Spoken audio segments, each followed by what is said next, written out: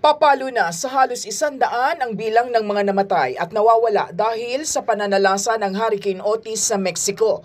Umabot sa Category 5 ang lakas ng naturang bagyo nang tumama ito sa Pacific Resort sa Mexico. Samantala, matindi naman ang pangangailangan sa tubig at pagkain ng mga mamamayan sa Acapulco. Bukod dito, problema rin ang gamot para sa ilang residente na nagkakasakit na. Pero pagtitiyak ng gobyerno, paparating na ang tulong para sa mga pamilyang nasalanta ng bagyo. Umakyat pa sa 13 ang bilang ng nasawi sa banggaan ng 2 passenger train sa India, habang may 50 pang nasugatan sa insidente.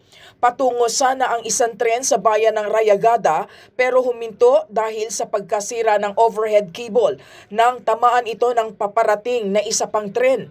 Dahil sa banggaan, nadiskaril ang 2 bagon na may sakay na 70 pasahero. Una nang sinabi ng otoridad na human error dulot ng overshooting of signal ang dahilan ng banggaan. Nasa 1,000 Spider-Man fans ang nagtipon-tipon sa Buenos Aires sa Argentina. Layon nito na masungkit ang Guinness World Record para sa most people dressed as Spider-Man.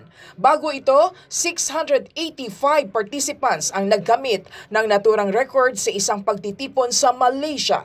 Nagpasalamat naman ang organizer ng event sa pakikiisa ng kanilang mga kapwa Spider-Man fans kung saan ang ilan ay dumayo pa mula sa ibang bansa. Joyce Salamatin para sa Bayan.